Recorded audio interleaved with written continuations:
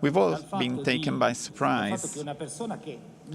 Somebody whom we don't like, if we follow our gut feelings, we don't like that. But Donald Trump won the American elections, and he is going to be what once was called the most powerful person in the world.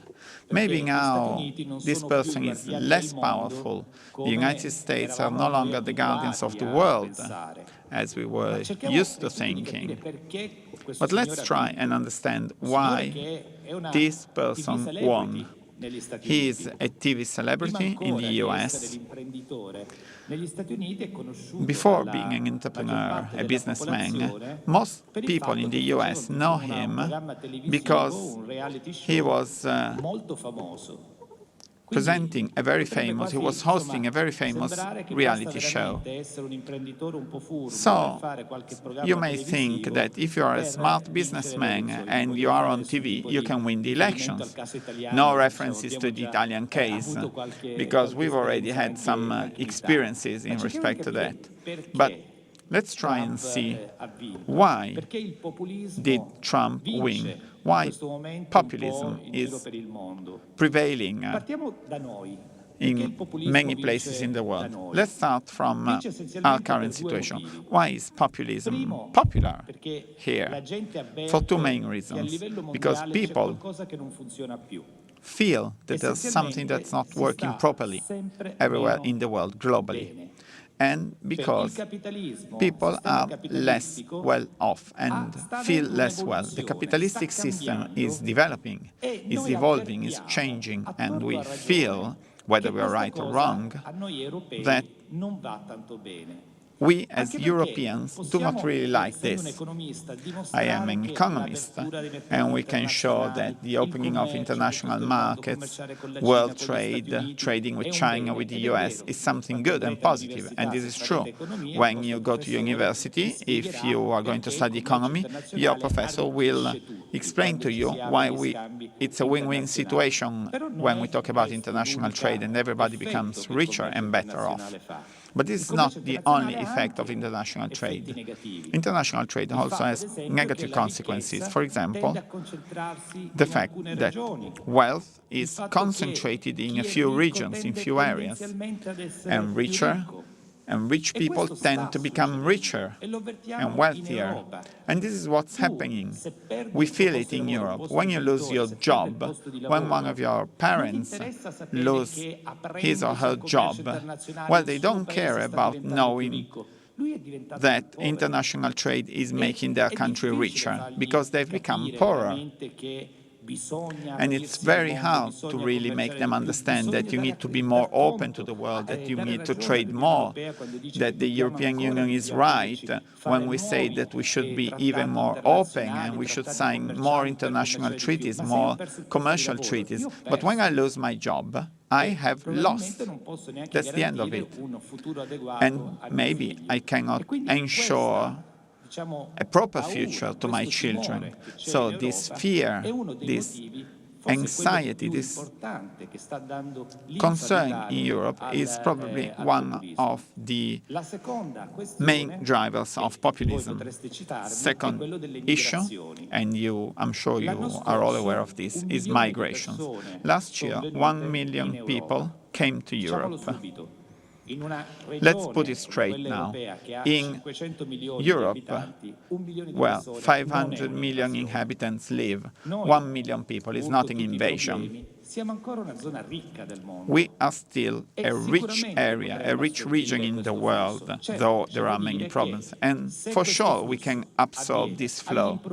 However, when a flow like this happens all of a sudden, and in a situation when people perceive that they are not as well off as they used to be in the past, then migrations become an issue. However, these are the two big themes, the two big reasons why populism is taking hold in Europe, is really widespread in Europe. So, economics and migration. Let's see if this is really happening in the US. Economic crisis. Well, it's not there. Well, they went through a big recession in 2007, 2008, but then they got up again, they rose again. In the last few years, US economy has been growing by 2.53% a year with Obama. Europe was into a recession, and now we're growing, Italy is growing by less than 1% every year. So we cannot explain populism in the US with the economic crisis. Another element, migration. But the US are a country based on migrations. So there is nothing really extraordinary in terms of migrations to the US. So these two elements that explain why populism is so popular in Europe at the moment appear not to be present in the United States. So why Donald Trump? Why did he win? Well, I lived for some time in the US, and the US are a very different and complex society compared to what we see in TV, for example. There's a deep area in the US, and that's not San Francisco, Los Angeles, New York, Miami, which is highly characterized by poverty. Unemployment rate in the US is what we call the structural unemployment rate, according to economic experts, to economists. So there is part of unemployment cannot be cancelled anywhere, because even in the best developing country, there's always a 4 or 5% unemployment rate, which you cannot cancel because there's always people changing jobs, moving. The real issue in the US is the quality of jobs, and unfortunately in other regions in the world. So precarious jobs with very low wages, while in the US, healthcare, despite of Obamacare, which is going to be wiped out by Trump, and despite Obama tried to do something, however, healthcare is not public, so they don't have a welfare state as we see it in Europe. They don't have pensions. So if you're an American, maybe you have a job, maybe you have 2 or 3 jobs, but you cannot make a living out of that, and you're not able to pay your insurance, your health insurance. So if you are sick, you can actually die, because this is what happens, because nobody gives you drugs and you cannot go to hospital, but you have to wait for a long time to go to government hospitals in the US. There are a few, but they're not really the best ones. So, in that type of situation, people are really feeling despair and desperation. And people know that they had to choose Trump. They voted for Trump because they voted based on their gut feelings, because they know that Trump is not the best of all worlds, but Trump is their way to protest against a situation that they don't like, that they can no longer stand. Especially while, on the other side, there's somebody like Hillary Clinton, who was perceived, be it right or wrong, as the person who's standing for the establishment. Very many American friends told me, well, I went to vote, and I really didn't know what I was supposed to do. But when I was there, I was about to vote, I thought about Hillary Clinton and all the lies she told. Well, this is not what I think, but that's what they told me. And then I was there, I couldn't make it, and I voted Trump, because at least he will change things. He will, maybe we're going for the worst, but we no longer like the current situation. So this is the main reason. Then, of course, Trump talking about Islam, the wall with Mexico. Let's see what he's going to do. Very much will depend on his staff. There are rumors at the moment, and they don't appear to be the best ones to be wished for. So, but we don't know what he's going to do. But the thing is that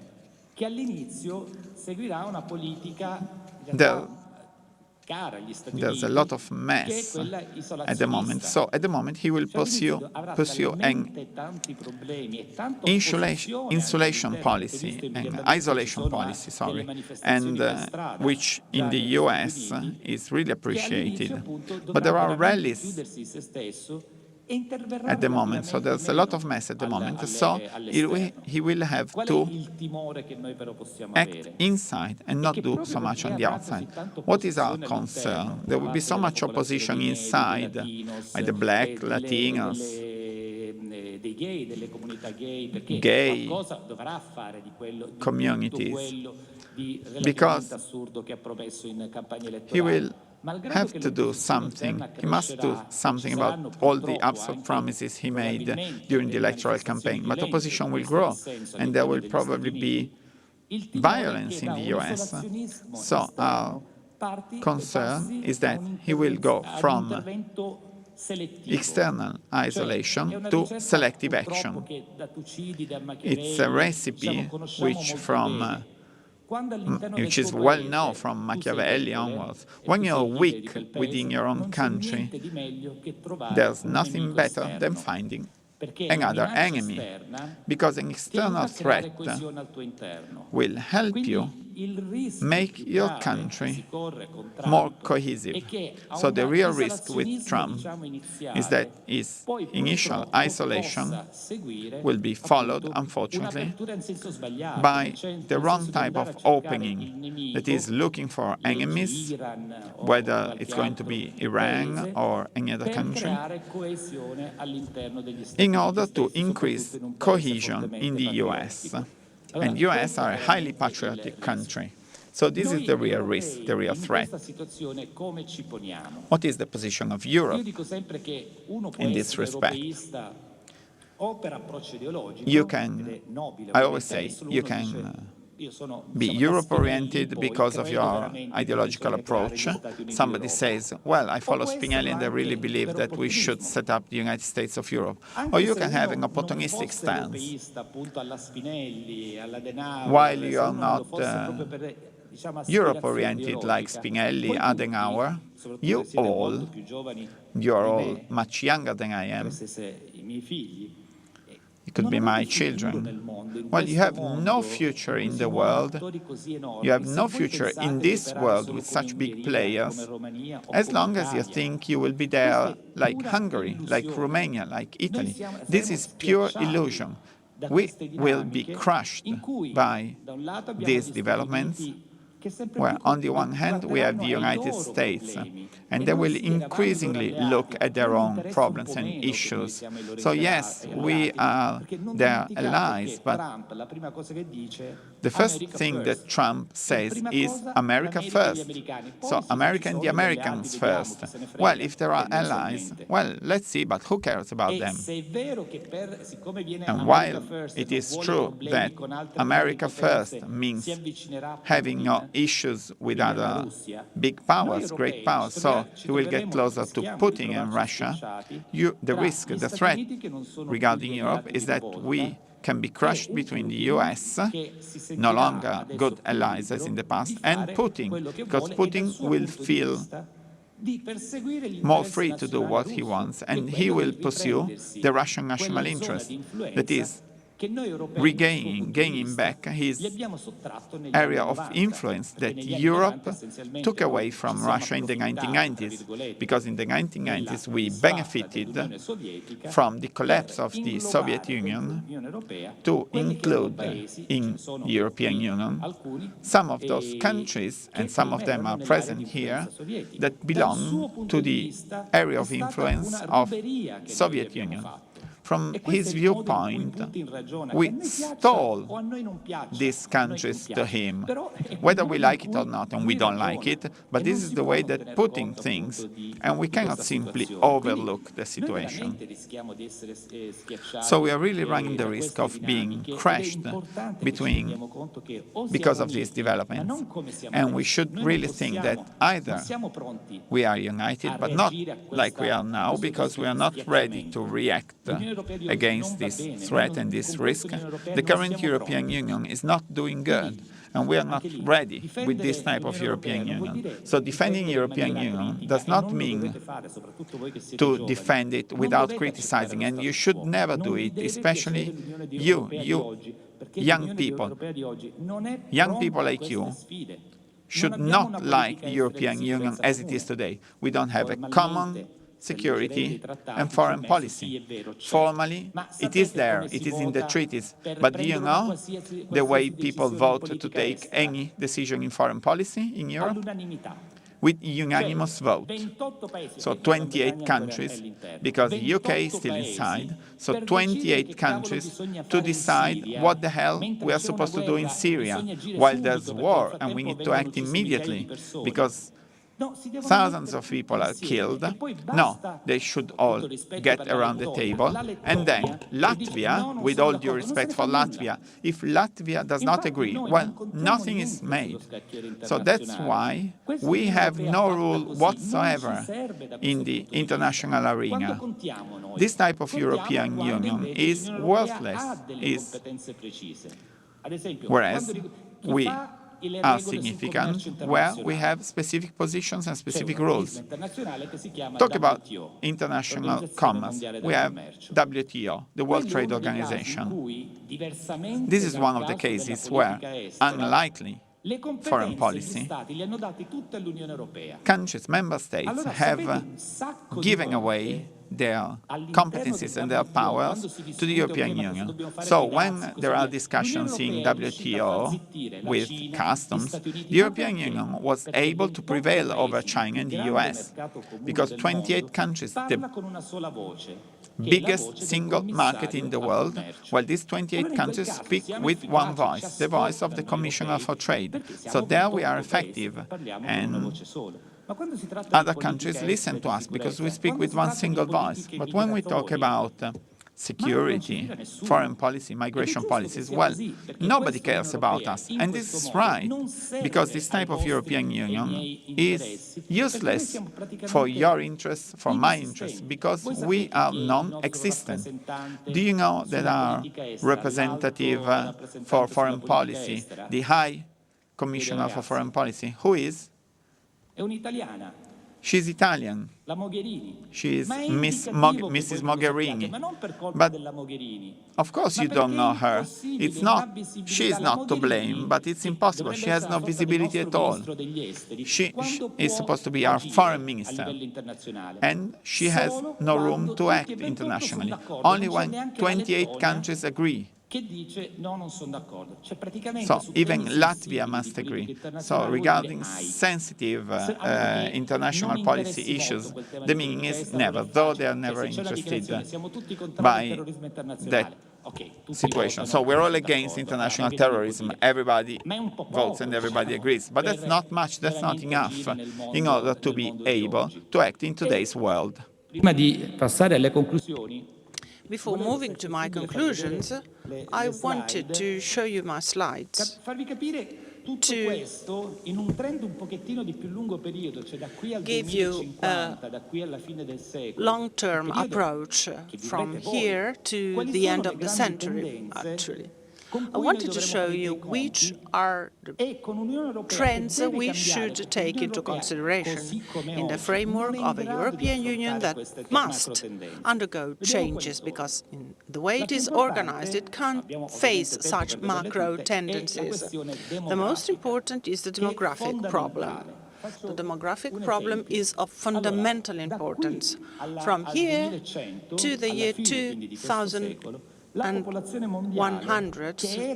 by the end of the century, the world population that was 2.5 billion people in 1950 will reach 11 billion people.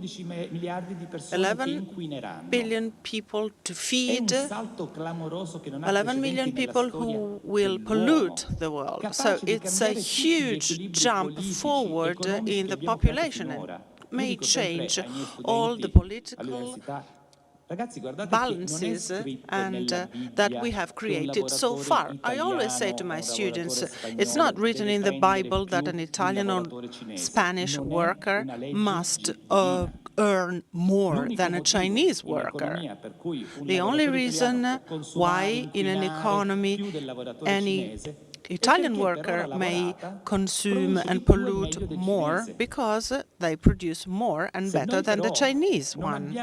But if we do not have a European Union and national governments to invest in education, in infrastructures, in new technologies and optic fibers, that is what the Chinese people are doing, they will probably become the new rich, the new wealthy people in the future. Also because the world population in Europe will decline in the next few years. We are the only area in the world where, from the present day to 2050, will witness a decrease in the population density, whereas Asia, Oceania, North America, Latin America and Africa will witness the opposite trend. They will have an increase by 100% population increase in Africa. By the end of the century, the population in Africa will move from 900 million people to 2 billion people. And this will have a huge impact on Europe. Let's think about the issue of immigration. We are doing the wrong thing. We are dealing with immigration such as an emergency now. Oh my God, we don't know what to do. There is a crisis in Syria and the people flee from Syria and come here. So how can we possibly deal with this emergency? But this is actually the wrong attitude. With this demographic trend and with this population growth in Africa, these migrations are not an emergency, but is something that is here to stay. They will continue to come and knock at our doors. These migrations are not linked to the problems in Syria, to the chaos in many other Middle East regions and the chaos in Africa and North Africa. This is not only linked to a contingent situation, the situation will continue to exist, and the migratory pressure coming from Africa will even be stronger, and we need to understand what to do for a phenomenon that is not an emergency, but, as I said, will continue to be there. And we should become aware that we need these people. Either we like it or not, we need them to stay. I don't know if I can reach the end of my presentation. Actually, I wanted to show you a chart that is in one of our slides, and I think it's interesting for you to see.